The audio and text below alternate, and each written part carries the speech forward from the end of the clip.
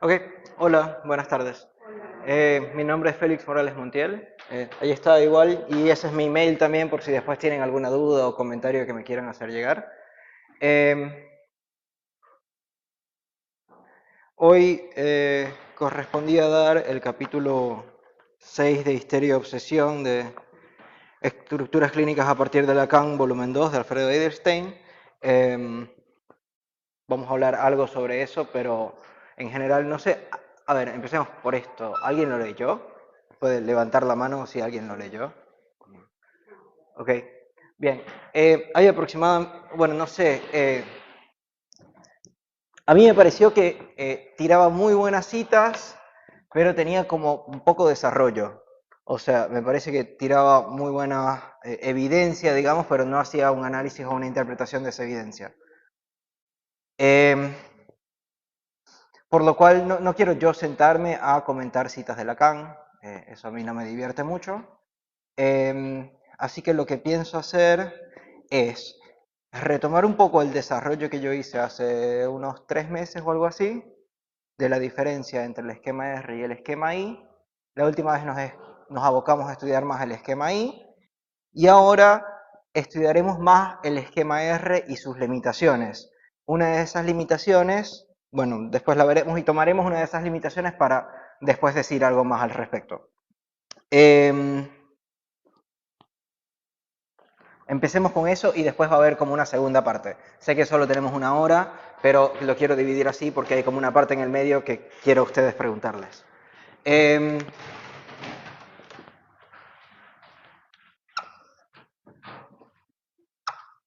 no sé si se acuerdan, pero habíamos comenzado con el esquema R.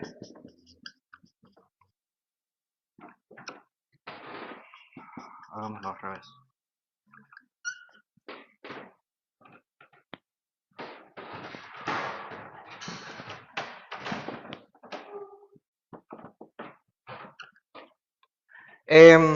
No sé si se acuerdan que habíamos eh, planteado el esquema R y el esquema I, donde básicamente la diferencia principal, digámoslo mejor así,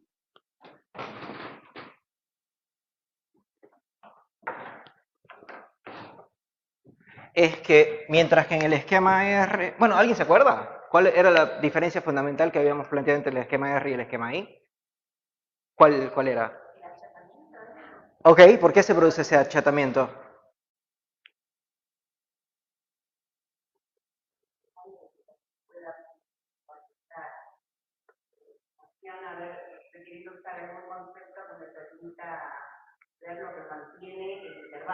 Ok, ¿qué es lo que mantiene el intervalo?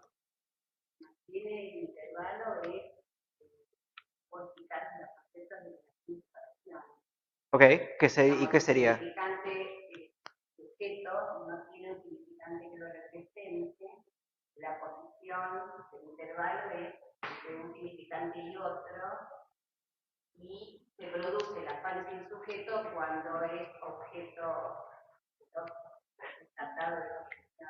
Ok, ¿y eso sería de qué lado? Ok, ahorita está bien, ¿y por qué eso no se produce acá? Está bien, perfecto. Entonces acá, claro, acá tenemos padre y acá no tenemos padre, que acá lo escribe P sub 0. ¿Y este P sub 0 qué efecto tiene? ¿Sí? Sí. Ok. Claro, está bien. ¿Qué otro efecto tiene que se ve muy palpablemente en estos esquemas? Perfecto, sí, tiene como efecto phi sub 0. Que Lacan dice que es una elisión del padre y una elisión del falo. Mientras que acá está el padre y está el falo. Esto efectivamente es lo que permite que acá haya una... ¿Perdón?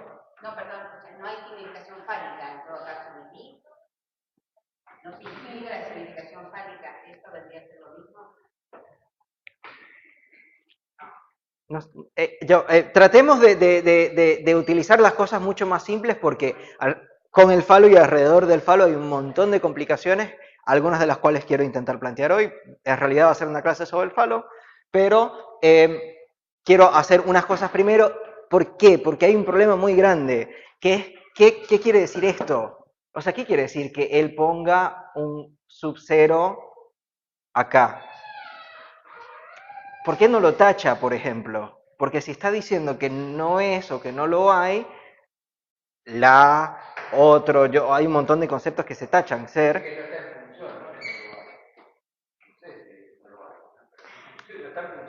Por eso yo digo elisión, por eso prefiero no utilizar palabras que no sean las de Lacan, porque todavía no las entiendo muy bien, ¿sí? Entonces no sé si es que no hay significación fálica. A mí me parece que sí, pero tratemos de por lo menos ahora utilizar acá, porque entonces también sería que sí hay padre pero no está en función, porque si el sub-0 significa lo hay pero no está en función, y eso lo estamos diciendo de falo, entonces hay padre pero no hay función. Hay padre y hay padre. No está en función en este caso. Hay padre y hay padre. No para este sujeto, por eso le ponen sub-0. Pero el parado quiere decir que no existe, que no hay para nadie, para ninguno. El palo existe. Es complicado porque al mismo tiempo Lacan plantea sistemas donde sí hay mujer y donde sí hay relación sexual. Entonces, para mí, a ver, lo voy a empezar a decir porque igual esto nos sirve para lo que vamos a plantear después. Me imagino que habrán visto que todo esto, en todo el tema del falo, tiene que ver es una respuesta al nihilismo. ¿Qué quiere decir el nihilismo? La pérdida de valores y de sentido y de objetivo común y socialmente compartido. ¿Sí? Cuando Lutero lo hace no tanto, pero después cuando Hegel y mucho más cuando Nietzsche diagnostican la muerte de Dios, justamente eso es lo que se entendió que ellos quieren decir, ¿sí? Se entendió que están diciendo que no hay valores compartidos, que ya no hay nada universal que nos une a todos, que sería Dios, sí. Pero entonces después, ¿cómo estamos unidos? Porque ven que Dios en realidad era la respuesta a qué compartimos, ¿sí? ¿Qué nos mantiene unidos? ¿O qué es ser una persona en ese momento, que es ser siervo de Dios? Ahora nos entra un vacío existencial, por decirlo de alguna manera, donde no sabemos, o sea, ¿quién soy? ¿Sí? Sería la pregunta fundamental de la neurosis. ¿A qué voy con todo esto? Vamos a ver después que esto lo vamos a tener que retomar, ¿sí? Pero lo digo ahora, ¿por qué? Porque eso capaz también implique que no haya un hay padre o no hay falo sin calificar, sin contexto. Según entiendo yo, en realidad siempre tendríamos que ponerlo dentro de un contexto. O sea, no hay relación sexual en la estructura.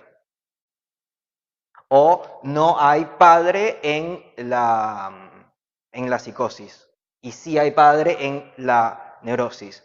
Porque si no lo calificamos, si no decimos en la neurosis, si no decimos o para la neurosis, ¿sí? Si no decimos eso, pareciera que estuviéramos hablando del mundo. ¿Sí? De que las cosas en verdad son así. Obviamente hay padres, porque obviamente hay gente que necesita donar la esperma para, o sea, en ese sentido, ¿no? Como si lo estuviéramos calificando objetivamente y universalmente. Cuando justamente todo el problema del nihilismo surge que no hay objetos y no hay cosas sin calificaciones. Es decir, universales, es decir, completamente compartidas, es decir, Dios.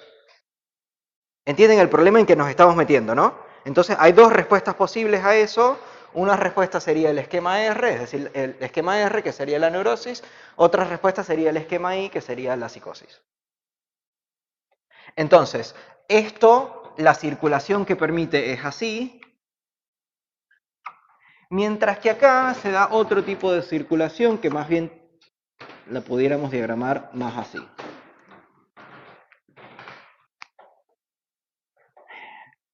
hasta ahorita no importa demasiado si estas diagramaciones no las siguen, no es lo más importante.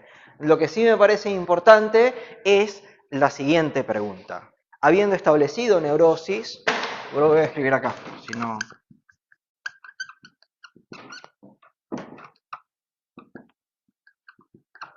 Habiendo establecido neurosis y psicosis, ¿dónde está la histeria y dónde está la obsesión acá?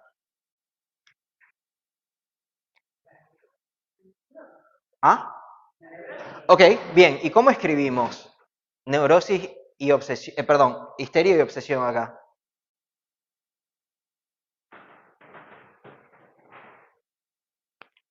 Sí. En relación a ti, por ejemplo, como padre impotente de la histeria, en ese sentido, como sentimos histeria y obsesiva. Yo lo que diría, les estoy haciendo una pregunta un poco más para que piensen, porque es una pregunta retórica, porque según yo entiendo, acá no se puede escribir neurosis y obsesión. ¿Sí? Perdón, histeria y obsesión. Es decir, no se trata acá de esa diferencia. A esto lo que voy es que en los modelos cada uno tiene sus posibilidades, sus limitaciones y sus imposibilidades. Entonces yo diría que hasta acá nos queda muy bien, y esto lo vamos a retomar, porque justamente lo que vamos a decir es que tanto en histeria como en obsesión se refiere a esto, y no a esto. Es decir, que necesitamos la presencia del padre, y necesitamos la presencia del falo.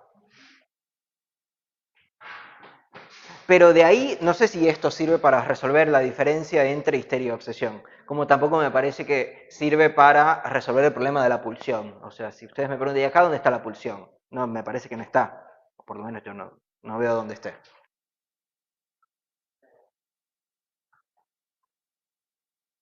Entonces, ¿alguien iba a decir algo? Ok. Entonces, em, bien, teniendo acá el esquema R, lo que se escribe, digámoslo así,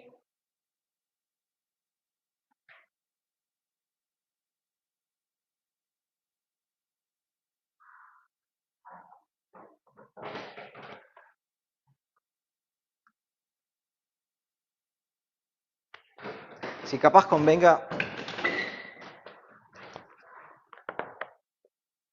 ¿Alguien tiene el esquema R a mano?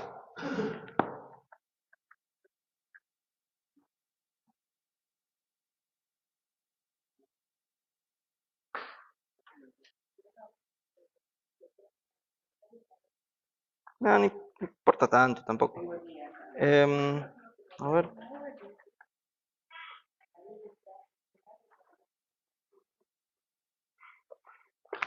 No importa.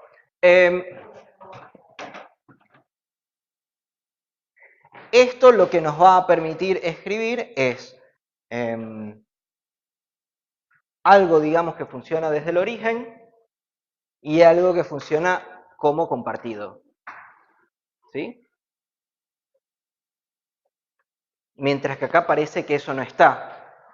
Por eso acá hay una especie de normalidad en el sentido de que hay normas compartidas y establecidas.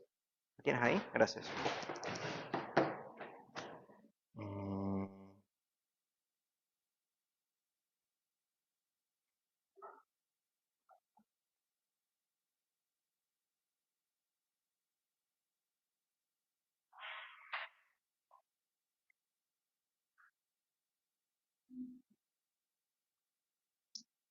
A ver.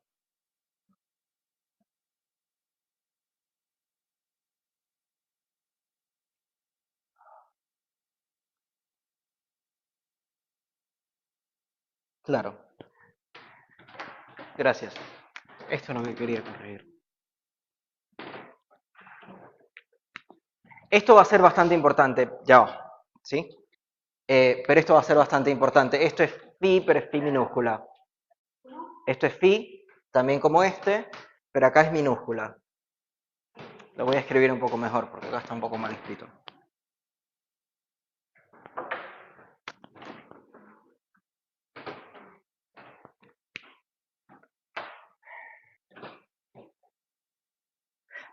Y no sé si lo escucharon cuando yo lo dije antes, pero justamente lo que estábamos diciendo al principio es que Dios había muerto, que no había cosas compartidas, que no había un origen, un centro, una finalidad, un objetivo compartido. Pero ahora les estoy proponiendo que sí lo hay. ¿Sí? ¿Por qué? Porque la neurosis justamente se monta sobre esto. Y ustedes lo ven, por ejemplo, en los desarrollos freudianos como Tótem y Tabú o Moisés y la religión monoteísta, donde él se va, inaugura toda la civilización a partir de un acontecimiento fundamental, que sería la muerte del padre. Pero justamente para hacer eso él necesita establecer que hubo un padre en el origen. Esto acá, ¿no? Y justamente también hace lo mismo con el falo, que sería la posibilidad de que se relacione hombre con mujer, ¿sí? Que sería a través del falo. Esto obviamente trae un montón de complicaciones.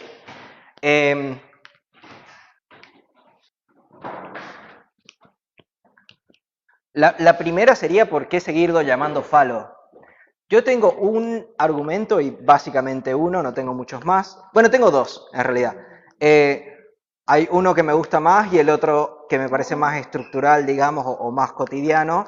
El otro es más histórico, que es que había unos murales de Pompeya, creo que se veía que había un falo que cuando se desvelaba, esa no me interesa. Me interesa algo mucho más cotidiano, algo que capaz ustedes hayan visto en su clínica, que es lo siguiente. Les llega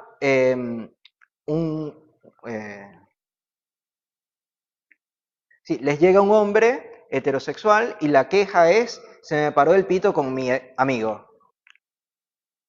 Ese es el tambaleo de toda su existencia. Ahora yo no sé si soy heterosexual o si soy homosexual. ¿Pero tú tienes sentimientos por este amigo? No. ¿Te atrae? Como no. Entonces, ¿cuál fue el problema? ¿Se me paró el pito? ¿Entienden cuál es el problema ahí, no? Que eso se toma como indicio, como signo, como prueba irrefutable de atracción sexual. Y es todo el problema también, digamos, de una queja que pudiera quizás venir de una mujer o de un hombre, a mi pareja no se le para el pito, entonces no quiere estar conmigo. ¿Entiende, no? El falo es el pene erecto, que se le para el pito, ¿sí? Entonces, ahí digamos que es lo único que a mí me parece que tendría cabida a que lo sigamos llamando falo. Es que de alguna manera u otra, para la comunidad en general, el pene erecto sigue siendo casi la prueba más irrefutable de deseo. Porque yo me puedo lamer los labios todo lo que quiera, puedo estar babeando, puede estar lo que sea, pero mientras no se me pare el pito, entonces yo voy a pensar que ahí no hay ninguna especie de deseo sexual. No les estoy diciendo que esto sea así, obviamente, no les estoy diciendo a alguien, no sé, justamente se le puede no dar una erección cuando está con alguien que ahí en verdad lo desea sexualmente, ¿sí? No estoy diciendo que no sea así. Estoy diciendo que en la cultura el pene erecto es una inscripción del deseo sexual, es como un signo irrefutable de que ahí efectivamente hay algo del deseo sucediendo.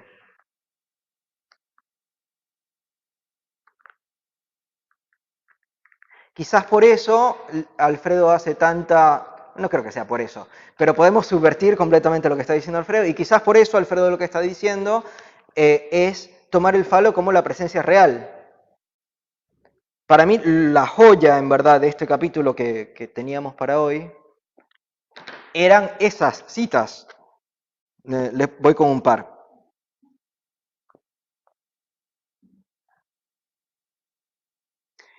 Y hay una joyita que ahorita quiero trabajar con ustedes.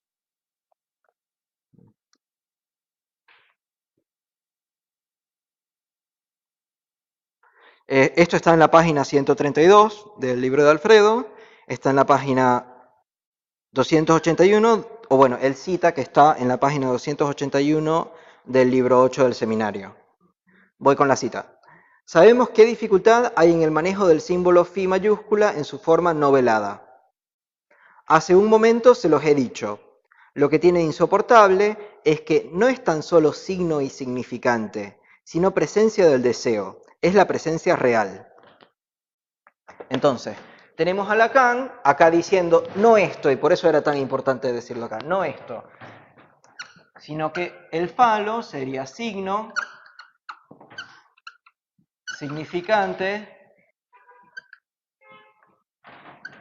¿qué dice? Marca del deseo, signo del deseo. Presencia del deseo, gracias. Esto es todo muy bien, lo que me interesa ahorita es esto. Presencia real del deseo.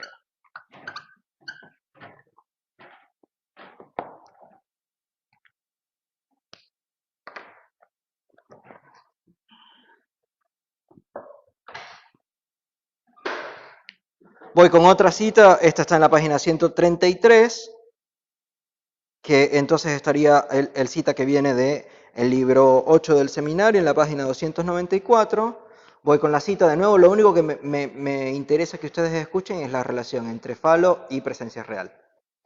La última vez empecé a articular la función phi mayúscula formulando un término que es el de presencia real. Dicho sea de paso, esto es el seminario 8 y para muchos el gran acontecimiento del seminario 19 es que presenta la función fálica, ¿no? Está en el seminario 8. La última vez empecé a articular la función phi formulando un término que es el de la presencia real. Creo que tienen el oído lo bastante sensible como para haberse percatado de las comillas entre las que lo ponía. Por otra parte, no lo introduje aislado y hablé del insulto a la presencia real, para que nadie se llamara engaño. En esto no nos enfrentamos absoluto a una realidad neutra.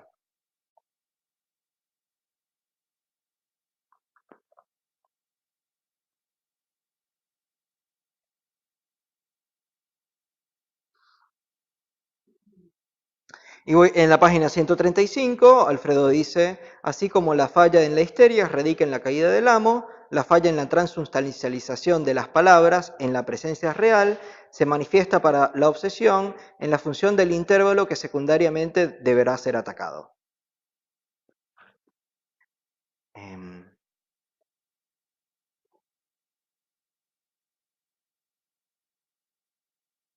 ¿A ustedes no les hace mucho problema el concepto de presencia real? ¿Por qué? Porque pensar el sí como presencia real, hay algo que se me queda asociado con la psicosis como presencia real. Ok, ¿qué? Justamente el deseo como algo de orden de lo real. Es decir, ya no es un deseo mediatizado, sino que es como un mandato, y ahí es donde se me hace confusión, la presencia real. Okay. No está velado, que es lo que me parece que ocurre en la neurosis. A lo mejor más ruido, no sé. Está bien, y me parece que el ruido que te está haciendo va por buen camino. A mí me hace ruido sino es significante. ¿Por qué? Muy significante. Yo me estoy riendo porque yo les estoy leyendo justamente lo que dicen no nada más Lacan, sino Lacan y Alfredo. Y les hace ruido, cosa que está muy bien, no estoy diciendo que esté mal. Estoy diciendo que quizás haya una especie de salto que necesitemos hacer para que no dé tanto ruido. Porque me imagino que, no sé cuál es el nombre de las charlas, pero el nombre de las charlas me imagino que sale tanto el nombre de Lacan como el nombre de Alfredo, y salen estas páginas que estamos trabajando. Y aún así son cosas que hacen ruido. Y esta es la clase número 14 o algo así. No, 10. 10, bueno, ok. ¿Cómo dice la clase? ¿Cuál? ¿La primera o la segunda? Presencia real. Presencia. Porque me recordaba a Lacan que con el caso Juanito hablaba de inducción del pene en lo real. Ok. No sé si es lo mismo. O se refiere a eso acá. No sé tampoco. Claro, intentemos quedarnos un poco acá, ¿sí? El significante real siempre hace mucho ruido, porque no sé si es real de verdad, si hay la biología, si es de qué pene está hablando, digo, en ese sentido, si es real como registro, como el registro de lo real significante. Es posible. Real. Yo les voy a dar lo que a mí me parece que es la clave de todo esto.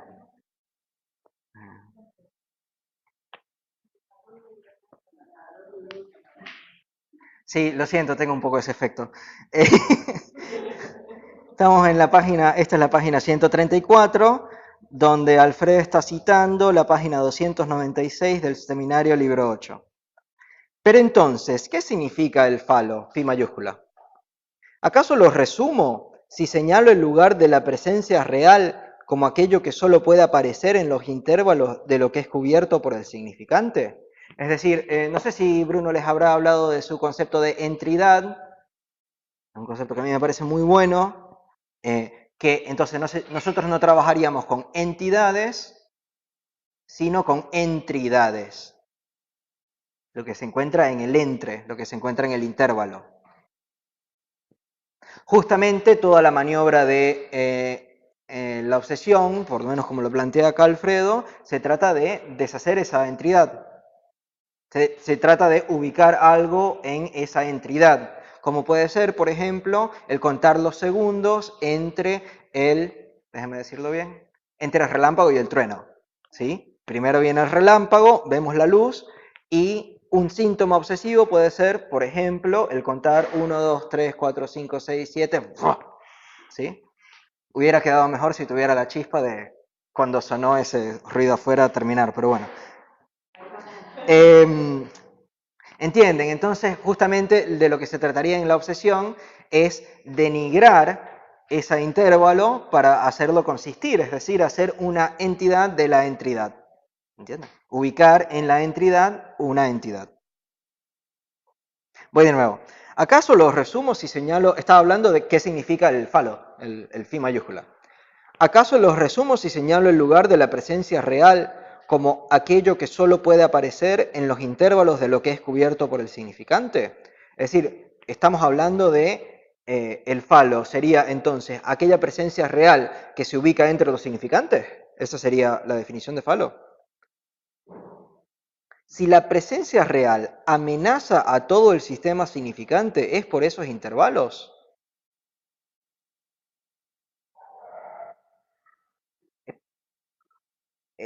Hay una amenaza al todo sistema significante. No se preocupen mucho con qué quiere decir presencia real, porque no es por ahí el tema. El tema, tómalo como si fuese algo conjunto, presencia real. El concepto presencia real, no lo desgloses. Por lo menos no ahorita, porque a lo que quiero llegar es a esto. La presencia real amenaza a todo el sistema significante. ¿Qué quiere decir eso? ¿Sí? Parece que tenemos una respuesta. Bueno, en el RSI, la base real sobre lo simbólico es algo de intervalo. ¿Ok? ¿Qué quiere decir eso?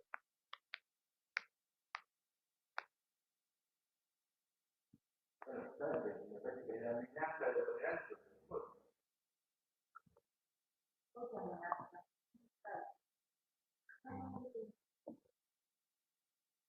Por ahí me ocurre pensar en la entidad, como que si nosotros, si la Kant tiene una amplia ontología, si no hay ente, no hay entidad, el avance de lo real sobre lo simbólico, ¿qué sería? La conceptualización de eso, buscar en una entidad, tratando de barrar el entre en esto de la falta. ¿Se acuerdan el ejemplo muy vulgar que di sobre los pitos parados? El ejemplo que estaba dando sobre que alguien puede tambaleársele el mundo porque se le para el pito con la persona del sexo equivocado. ¿Entienden cuál es la relación? Que justamente la posibilidad de que esto siga, que se siga su decurso, que se siga deshaciendo, desmaterializando, se siga yendo, digamos, en el camino simbólico, se ve estropeado por el pene erecto, que justamente es el signo irrefutable y completamente alertante del deseo. O sea, que ahí no hay sistema significante sobre eso. Y por eso es el problema del signo y el significante. ¿Sí? Que, digámoslo de esta manera, es un significante que hace signo. Y ese significante que hace signo, que uno dice, ¿cómo se me va a parar a mí con mi mejor amigo que lo conozco desde que tiene 4 años? ¿Sí? Desde ese significante que hace signo,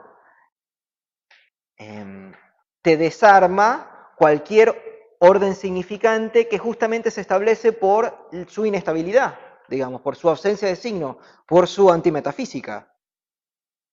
Es decir, el sistema significante se basa en la ausencia de ser. Esto me imagino que se lo habrán machacado hasta más no poder, así que no voy a repetirme yo sobre esto. Pero si vamos a postular la ausencia de ser, hay quizás una manera posible de retornar al ser. Y esa manera posible de retornar al ser, por ejemplo, sería con el falo y con el padre, y sería con la neurosis. Bueno, es que la maniobra neurótica, justamente, volvemos a lo que planteaste, que el origen del cambio, de no hay Dios, o no hay algo que homologue, no hay sentido común, el nihilismo lo que provoca es justamente esto, es decir, en todo caso lo podemos pensar en la apertura de sentidos, la apertura de significaciones, lo que hace la maniobra neurótica es volver a encontrar una significación que para mí la significación que otorga el falo, de dar cierta entidad y hacer posible la relación sexual que la estructura marca como la no relación. ¿Entendieron? Me parece que lo dijiste muy bien. No, me parece que lo dijiste muy bien. Por eso les pregunto si entendieron, porque me parece que por ahí van las cosas. Creo que tuviste una pregunta.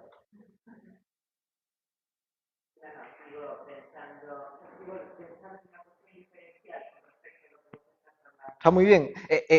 Vamos en un segundito a eso, pero entendieron lo que ella intenta plantear, ¿no? Es decir, después de la muerte de Dios, Dios se resucita a manera de falo. O a manera de neurosis. O digamos, la neurosis es la resucitación. No sé con cuál sería el verbo ahí. De Dios en falo y padre. La reivindicación.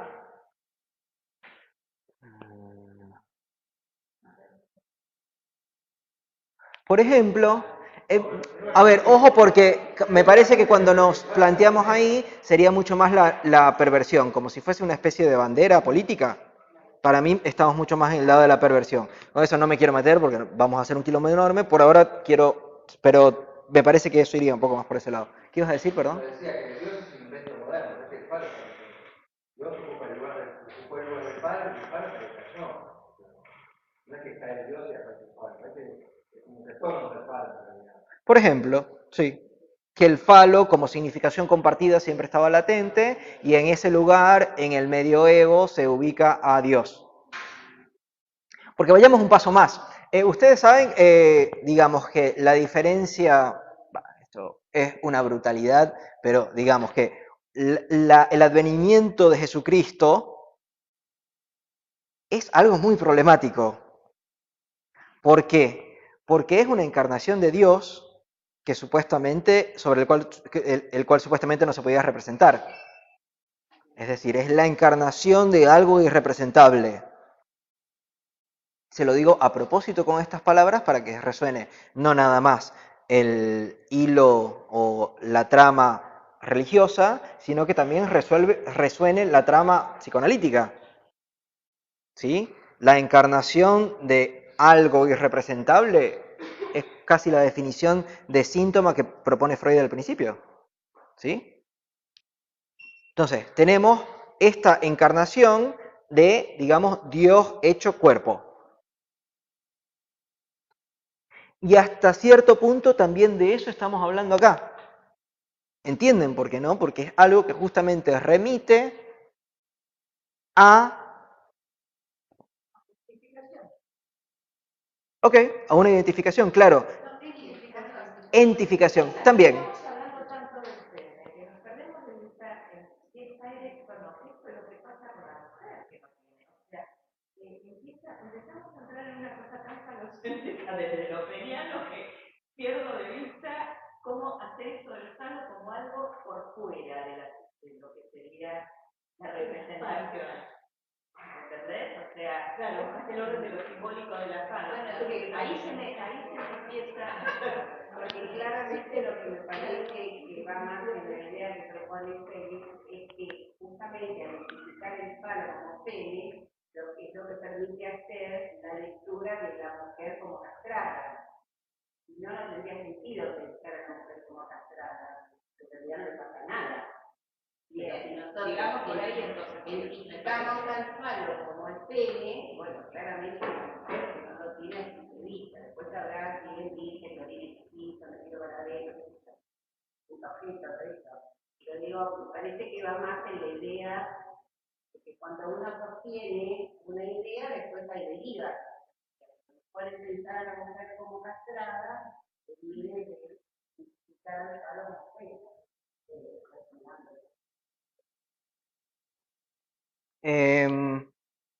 Yo no tendría el mínimo problema si lo llaman de otra manera, ¿sí? No sé si esa sería la pregunta. ¿Qué pasa? Si lo llamamos de otra manera, si lo llamamos gato, capaz perdemos esto que yo les había estado comentando anteriormente, donde hay toda una carga cultural que nadie negó, y a pesar de que estamos en tiempos donde eso casi está bien negarlo, que hay una, no estoy diciendo que ninguno de nosotros, ¿sí? Estoy diciendo que en la cultura pulula el entendimiento de que, o el saber, digámoslo así, en la cultura pulula el siguiente saber. Si a un hombre se le para el pene es porque ahí hay un deseo sexual. ¿Sí? Eso se entiende, digamos, de una vez. No estoy diciendo. Sí, sí, sí, sí, pero lo que estoy diciendo es que... ¿Cómo? A ver, claro, lo que este justamente es el tema, pero a ver, ahí eso digamos que es de lado, ¿sí? O sea, lo que me parece que por lo menos hace signo, digamos, mucho más visible es esta otra parte, donde es como una prueba irrefutable de excitación sexual que el hombre tenga el pene erecto, ¿sí?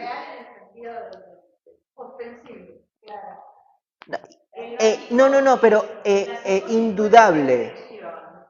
Si seguimos por esa línea, que puede ser motivo de extrañamiento absoluto de ese parte de tu cuerpo como algo extraño. O sea,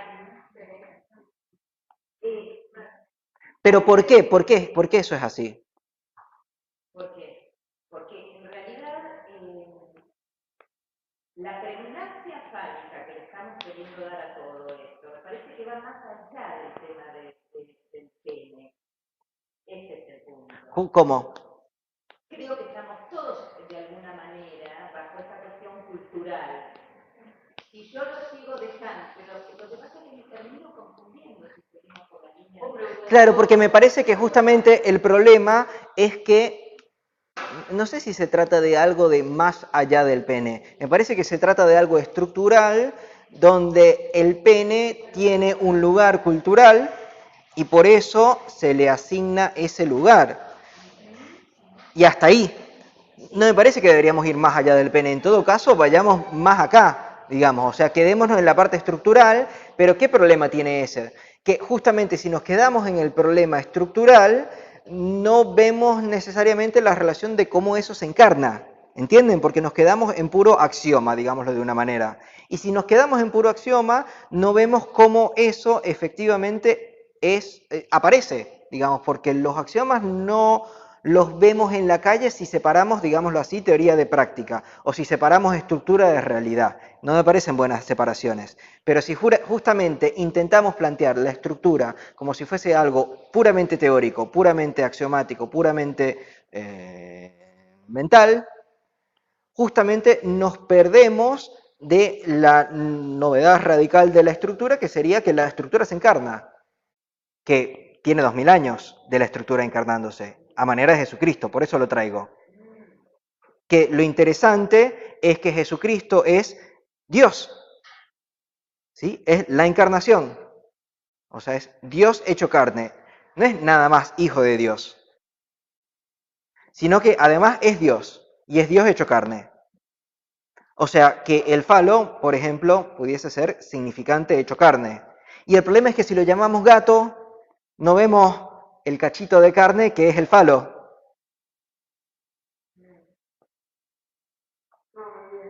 Ah, lo siento. Em, si te acuerdas, después decime. No entiendo cómo es que, a ver, a qué conclusión llegaste de que Dios resucita la manera de la neurosis. Claro, a ver, justamente lo que estoy intentando decir es que acá y acá, es decir, los puntos dejados vacíos por Dios son el valor absoluto, digámoslo así, origen, no, digo mejor, valor absoluto, origen, sí, valor absoluto y origen, que son lo que se pone acá, ¿sí? O sea, la neurosis es un sistema donde se vuelve a establecer un origen, que sería el padre, y un valor, que sería el falo. Por ejemplo, en Freud es casi innegable el valor del pene, que va hasta decir locuras como que las mujeres, los niños son un pene. Es como, no sé, nadie le dijo a Freud, eso está un poco desquiciado. Sí. Acompañar con algo que a lo mejor contesta algo de lo que comentó la compañera y que me parece interesante que lo plantea Alfredo acá respecto a esto que vos dijiste, la escritura y en todo caso la encarnadura de la escritura. Cuando decimos en la clínica no aparece, el sujeto no te habla de la casa paterna, en todo caso te va a relatar el hijo, digamos, como encarnadura de esto. Me parece que ahí hay algo de lo que estamos tratando de poner acá en juego, ¿no? En cómo en la clínica se ve la estructura o se vela o se relata. No sé si tiene que ver algo de lo que estoy diciendo con esto. O sea, ¿qué nos dice en la clínica este grafo? O cómo vemos, en esto se está tratando de explicar, de lo que es la muerte de Dios y la neurosis como una maniobra necesaria para volver a verificarlo. Por ejemplo, para mí una de las cosas que plantea Alfredo acá es que justamente también el nihilismo es un regreso de Dios en tanto se deifica la nada. ¿Se entiende? O sea, se hace un culto, una especie de alabanza a la nada, cuyo paradigma es justamente la histeria. ¿Sí? O sea, la histeria lo que hace es ubicar la nada en el lugar de Dios. Mientras que, perdón. Claro, mientras que la obsesión, no me queda muy claro exactamente qué es lo que está diciendo, pero pareciera justamente colocar algo en ese lugar. ¿Sí? O sea, me parece que en la obsesión se ve mucho más claro, pero solo se ve más claro si pensamos que hay una diferencia entre, por ejemplo, objetos y la nada objetificada. ¿Sí? Porque me parece que justamente... Perdón. A ver. No, se debe poder escuchar. El problema es que se quitó el gancho. Ahora no sé dónde está. Ah, aquí está. Se quedó guindado acá. Bueno, voy así.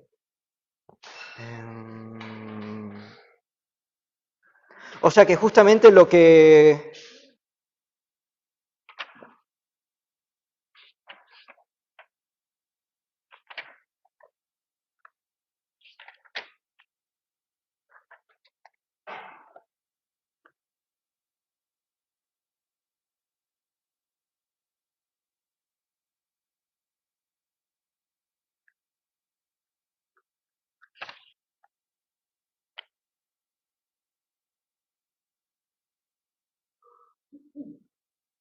Claro, bueno, no lo encuentro, pero creo que la propuesta entonces sería que sería reducir a Dios a algo y después mostrar cómo todas las cosas mundanas no llegan al nivel de Dios.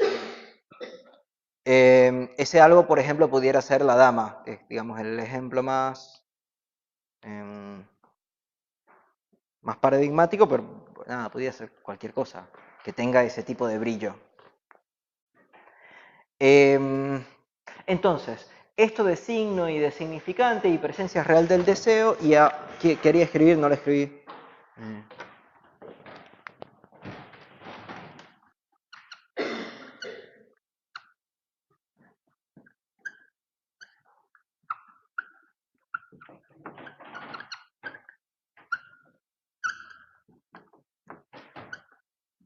Esta amenaza todo el sistema significante. ¿Entienden por qué es entonces? ¿No? Porque el significante justamente se caracteriza por representar un sujeto para otro significante y por no representarse a sí mismo, o sea, por no significarse a sí mismo. Y justamente acá pasa algo diferente. Acá justamente es el significante, digamos, de la significación. O sea, se trata de algo que, de existir, se representaría a sí mismo. Y entienden cómo eso entonces hace colapsar todo el sistema significante que justamente habíamos dicho que se había caracterizado por que no se significa a sí mismo.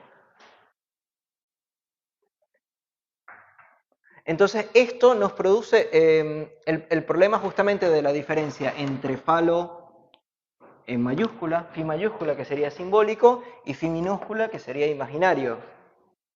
Que es que quizás justamente lo que se pueda ubicar en la neurosis no sea el significante de la significación, por decirlo así, o, a ver, una manera que acá lo dice muy bien.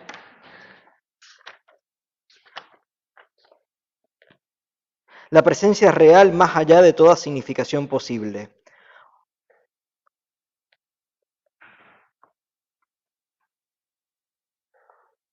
Que además escuchan ahí también la relación con la inefabilidad, ¿no? Del misterio. Del, es que no te puedo contar porque tenés que vivir la experiencia. ¿Sí? Entonces, si la presencia real lo pensamos como más allá de toda significación posible, y acá otro que, no sé por qué, en la versión de Staferla, en la página 147, Lacan plantea que el falo, o sea, lo único que puede hacer, si es, anula a todos los otros significantes. ¿Sí? O sea, esto anularía todo el sistema significante, que es justamente lo que pasa acá. Por eso veías la relación muy buena, muy buen comentario el que hiciste, de la relación justamente entre este punto y este sistema. Y entre este punto, también lo pudiésemos decir, y este sistema. Porque el padre justamente lo pensamos como el padre no castrado. O sea, el padre justamente que nunca, el padre dictador o el padre que nunca, al cual nunca se le puede decir no. El padre original, el padre... Entonces es como si, esto no sé, habría que matizarlo muchísimo, pero es como si en estos dos puntos justamente se diera como una especie de relación con el sistema psicótico en cuanto a su achatamiento de los significantes. Que es un poco paradójico incluso, porque como habíamos estado diciendo antes, justamente estos dos puntos son los que permiten la apertura del sistema significante. Pero entonces ahora lo que estamos diciendo es que en los puntos donde se da la apertura del sistema o mejor dicho, en los puntos neuróticos donde se da la apertura del sistema significante, justamente por ser puntos neuróticos hay un aplastamiento. Porque si estamos pensando que se da, que es por eso que se da, estamos estableciendo un origen.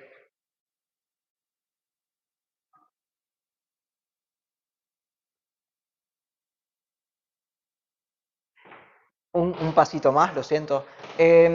Acá justamente tendríamos como el significante que soporta todo el sistema significante, pero que necesariamente tiene que quedar velado, o que tiene que quedar oscuro para poder para que el sistema pudiera funcionar. Que es lo mismo que pasaba, por ejemplo, con el Dios de los hebreos, que quedaba en oscuridad sin poder representarse.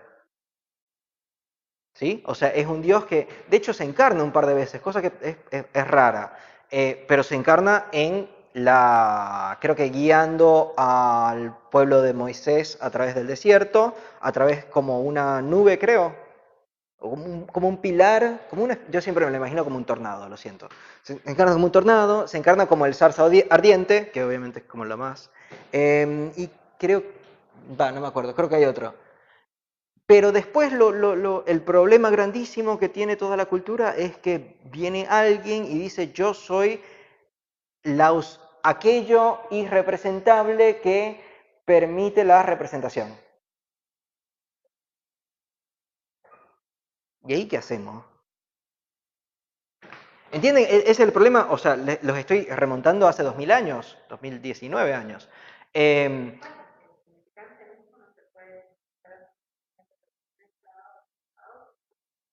claro, pero ¿qué pasa? A ver, eso digamos que es en el sistema estructural. Pero el sistema estructural se puede presentar de esta manera o se puede presentar de esta. Y justamente cuando se presenta de esta manera, hay dos puntos donde donde pasa algo muy raro que pareciera justamente que el significante se representara a sí mismo o que el significante fuese la causa de sí mismo, que es un problema muy grande porque es como cuando entra Jesucristo y dice yo soy aquello. No traje el otro libro, he estado leyendo un libro al respecto que es hermoso que se llama All Things Shining, para los que lean en inglés, se lo os recomiendo altamente.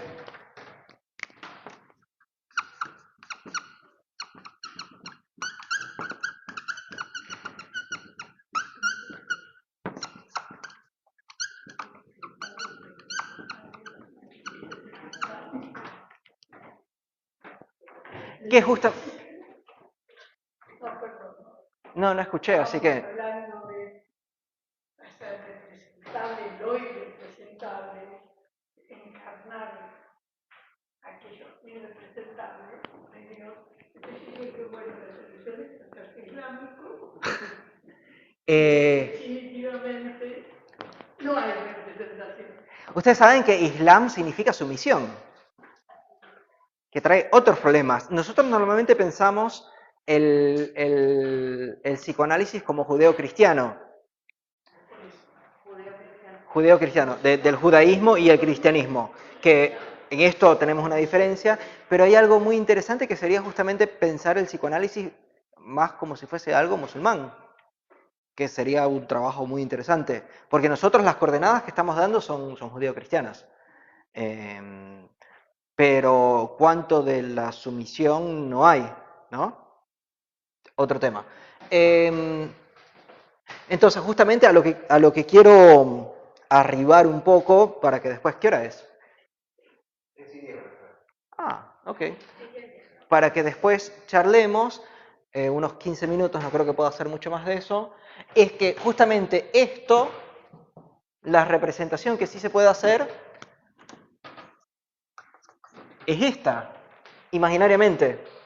Es decir, que ese agujero irrepresentable solo se puede representar en la neurosis a partir de, o sea, imaginariamente. Y eso lo interesante es que no por eso deja de tener un lugar privilegiado, que sería el lugar privilegiado del deseo del otro. Bueno, del deseo. ¿Se entiende por qué no? Porque justamente habíamos estado hablando sobre la relación, y por eso me interesaba dar ese ejemplo, sobre la relación entre falo y deseo. Entonces, si el significante fálico es el significante que apunta hacia el deseo del otro, a través de el falo imaginario, justamente se podrá ubicar el deseo del otro también, de manera diferente. Y no me quiero meter con eso ahorita, pero sí quiero por lo menos dejar esbozada la relación entre falo simbólico y falo imaginario, que es bastante obvio, sería la manera en la cual el falo entra al sistema, porque justamente no puede entrar como falo, porque si entrara como falo anularía todos los otros significantes. Entonces, para hacerlo entrar al sistema necesitamos pensarlo como falo imaginario. ¿Y cuál es la ganancia? Bueno, que nos dice hacia allá es, porque hacia allá es el deseo del otro.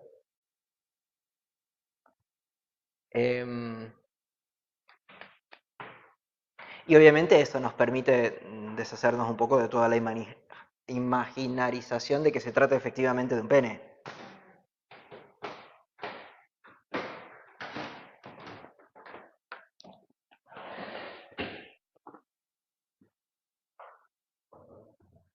A ver, sí, charlemos un poco. ¿Qué preguntas tienen? ¿Qué comentarios tienen?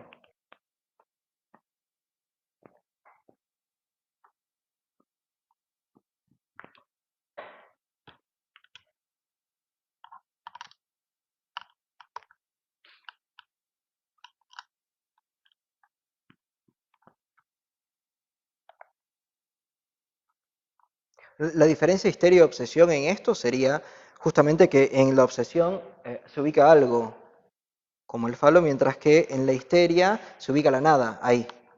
O sea, la nada se cosifica y se ubica ahí donde está el falo, pero también termina dando como una especie de brillo fálico, que sería el brillo fálico de la nada.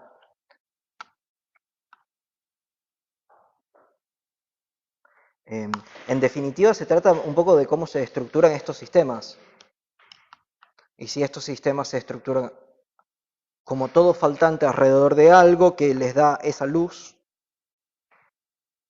o si se estructura de otra manera, o sea, donde justamente no hay ese ser emanador de luz. Que ese ser emanador de luz obviamente sería Dios en la versión más medioeva, pero sería falo en esto que estamos diciendo. Gracias. Por eso todo el tema del brillo fálico, que yo siempre lo escuchaba y yo decía, no sé qué serán los de Chernóbil que tienen brillo fálico, pero sí, obvio, no sé. Pero tiene sentido en ese sentido, ¿no? Como brillo, lo estoy deshaciendo algo, ay, capaz estoy deshaciendo algo. ¿Quieres revisar? Está bien, está bien. Sí, ok, gracias. Pero quizás brillo fálico haya que entenderlo en ese sentido, en que es lo que ilumina aquello que es importante y aquello que no es importante. Cosa que es muy importante, digamos, porque no sé qué tanto énfasis habrán hecho sobre eso en el curso, pero al fin y al cabo esto se trata de la clínica de la neurosis es la clínica del deseo, de la pregunta y del deseo. Y cómo se encuentra el deseo en una sociedad nihilista. Básicamente la pregunta de un análisis, digamos. Y se encuentra a partir de los objetos brillantes que te dicen qué es lo que te da brillo y trabaja a partir de eso. Una pregunta.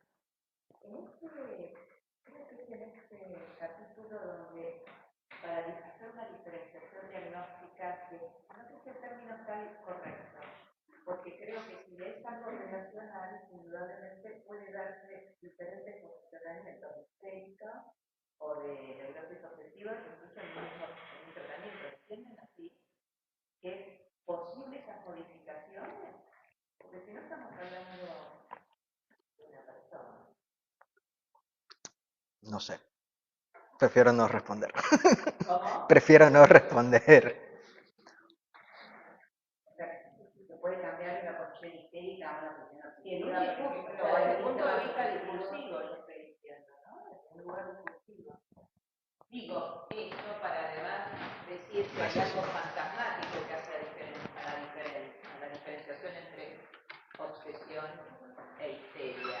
Hay una estructura fantasmática distinta. Eso por lo menos me pareció leerlo, Alfredo. Sí, hay una posesión fantasmática distinta, pero los dos son encarnaciones del fantasma estructural que es ese barrado de A, ¿no? Sí. Ok, sí. ¿Y eso queda de alguna manera estático en un tratamiento? Esa será mi respuesta.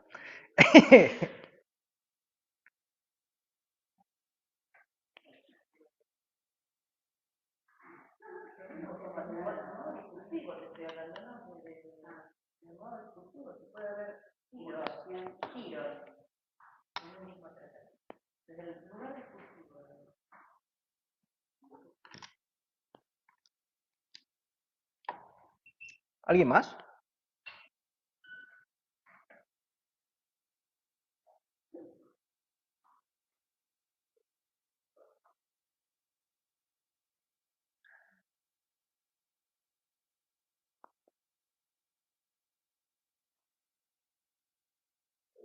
No, ya es suficiente.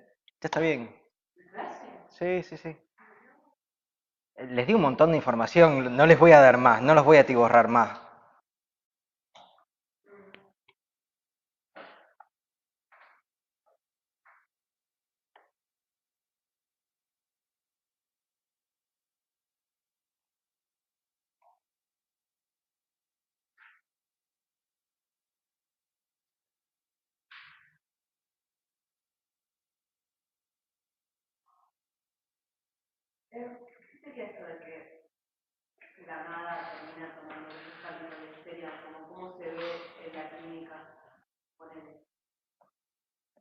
En el sueño de la bella carnicera, Lacan lo trabaja muy bien, y si recuerdo bien, es en el seminario 3, No. es entre el 3 y el 6. Pero acá Alfredo lo trabaja con el yo no soy nada. Justamente el no ser tiene ahí una... con brillo solo quiero decir que es algo que cobra importancia o que es deseable o que aparece, digamos, porque al fin y al cabo que las cosas aparezcan o no, tiene que ver un poco con esta iluminación, con este brillo. Y aparece justamente el brillo de la nada, es decir, de la especie de abstinencia o de no soy yo, eres tú. Acá justamente, a ver, en la página 137 tiene una diferenciación entre yo no soy, queda al lado de la histeria. Desvanecimiento del sujeto, excepciones e identificaciones, sutilización del cuerpo, el otro es o sabe, el amo siempre termina cayendo. Pero es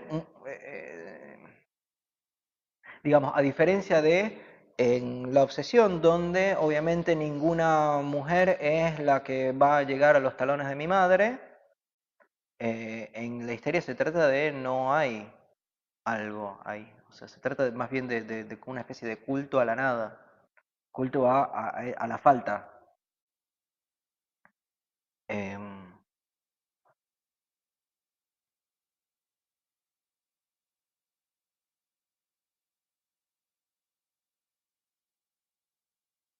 Voy a pensar también las posiciones de histeria y obsesión en relación a la demanda del otro, el que demanda al otro. En el caso de la histeria, la demanda al otro siempre es fallida porque nunca le da lo que se quiere. Podemos decir, el otro está barrado, lo que supone la creencia previa y por eso lo barra y está completo. Digamos, como maniobra que hace la neurosis para velar la falta. Esto es lo que decía aquí. Y en el caso de la obsesión o de la neurosis obsesiva, es la demanda del otro. Y siempre se ubica ahí, ¿no? Como el genio de la lámpara dispuesto a satisfacer al otro. En el intento de completarlo. Está bien, eso, De velar la falta del otro también. eso es un paso más que pudiéramos hacer acá, que sería, no sé si esto lo habrán visto así, pero justamente en la neurosis sucede lo siguiente.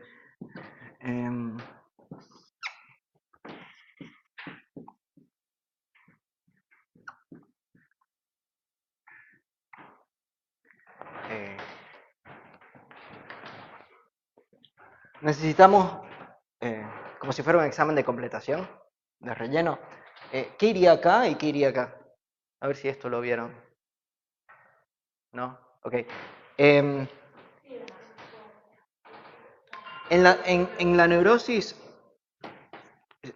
la demanda del otro sustituye al objeto A en el fantasma. Que es un poco lo que estabas diciendo, ¿no? Pero eso nos permite dar algo más. Que, ¿saben qué es esto, no? Claro.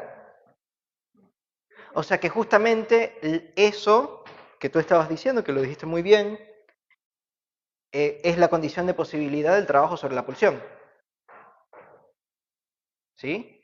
Y quizás justamente el trabajo de la pulsión sea lo que habilite la reinstauración, la creación del objeto A y su reinstauración acá, como fantasma que acá Alfredo propone como fin de análisis. ¿Sí? O sea que quizás justamente el tratamiento neurótico sea esto. Y quizás justamente sea, digamos, a partir de esto, llegar acá. ¿Sí? O sea, a partir de la construcción o del objeto A, llegar a suplantar el deseo del otro, la demanda del otro con el objeto A, ese objeto... Calfredo da una definición muy linda de objeto A.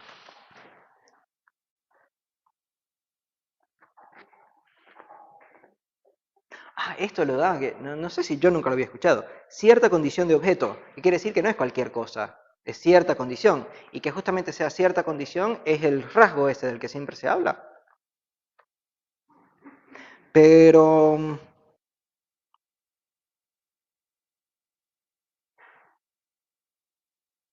a ver.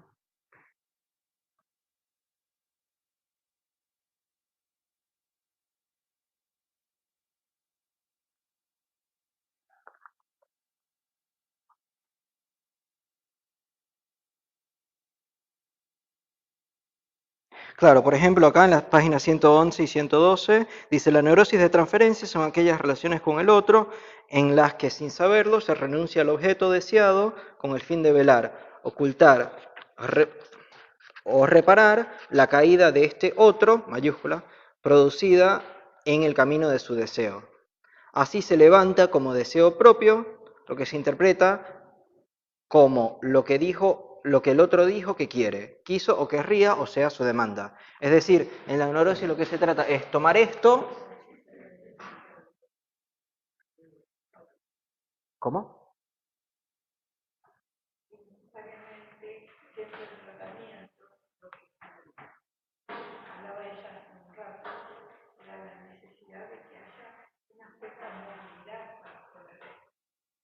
Ah, claro, por lo menos lo que aquí sería movilidad sería el mover de la demanda. A ver. Para él, el acto de realización de deseos requiere la salida del individualismo, o en términos más freudianos, de una posición yoica. Si bien el acto de deseo es particular, en nuestra cultura y época no es posible desear en común, lo es respecto de un sujeto, no de un individuo. Es decir, que en el sujeto habría que mover de esto al poder encontrar el objeto del deseo, que sería deseo propio, pero el objeto del deseo, que es en otro en cuanto se desea, y así poder hacer esta sustitución, o sea, hacer como la sustitución opuesta.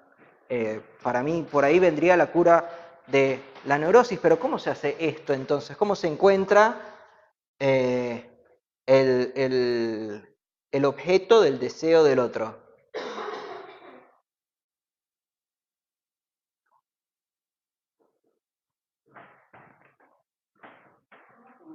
El objeto del deseo del otro. Es una interpretación. Bien. Bueno, ¿cómo se interpreta el objeto del deseo del otro?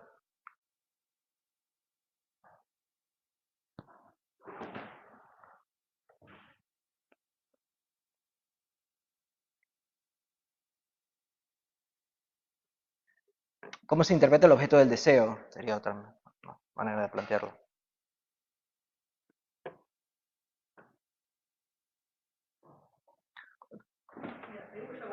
Con esto justamente. Pero sí, ¿qué es lo que atribuye valor el falo?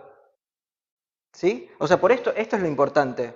Porque justamente para poder encontrar esto, para poder encontrar el objeto A, es necesario pasar por acá. Porque esto es lo que es el faro, digamos, ¿sí?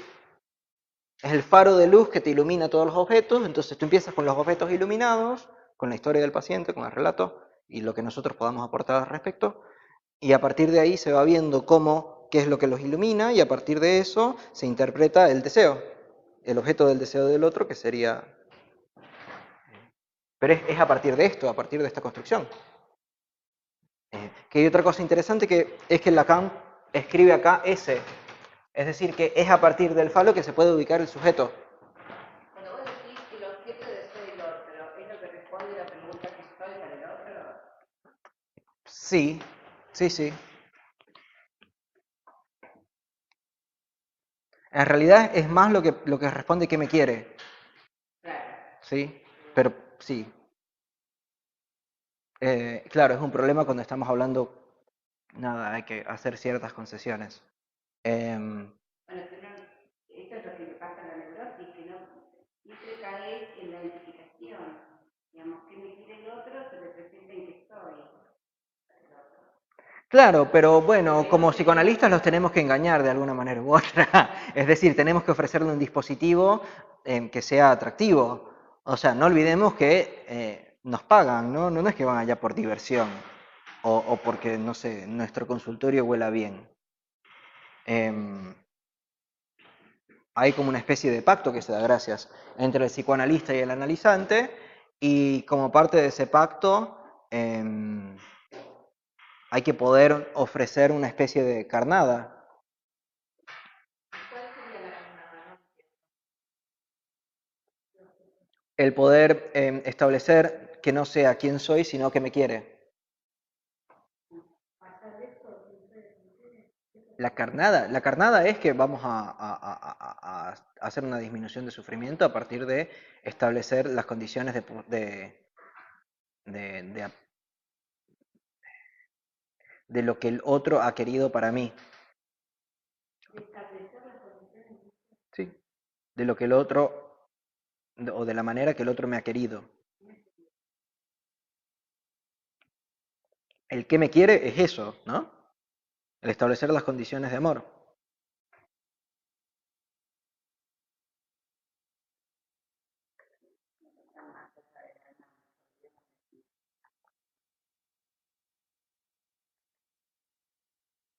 Sí, o lo estructurante o la manera en la cual la demanda está estructurada, lo que estructura la demanda, el esqueleto de la demanda. Por eso es tan importante que nosotros no pensemos que efectivamente se trata de las palabras del paciente, porque las palabras del paciente siempre serán una demanda, tampoco las palabras del analista, sino es que se lee en las palabras del paciente. Justamente es lo que acá... así se levanta, página 112, así se levanta como deseo propio lo que se interpreta como lo que el otro dijo que quiere, quiso o querría, o sea, su demanda. Les corto esto, yo lo entiendo mejor así. Así se levanta como deseo propio lo que el otro dijo que quiere, o sea, su demanda. Pero no pensemos que se trata de la demanda. Justamente creo que la apuesta se trata, no sé si más allá de una demanda, pero sí el esqueleto de esa demanda, digámoslo así. La estructura de esa demanda, o qué es lo que busca esa demanda. Sin obviamente nunca caer en que hay una personita dentro de nosotros que es la que está comandando, o sea, de eso no se trata.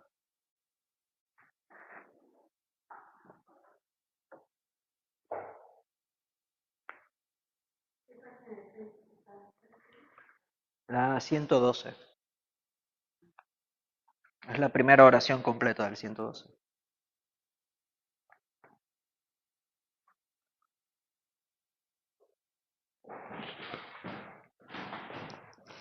Gracias.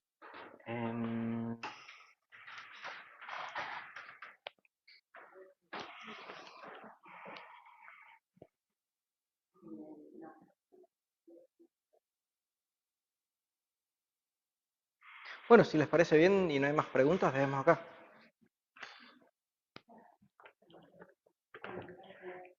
A ustedes.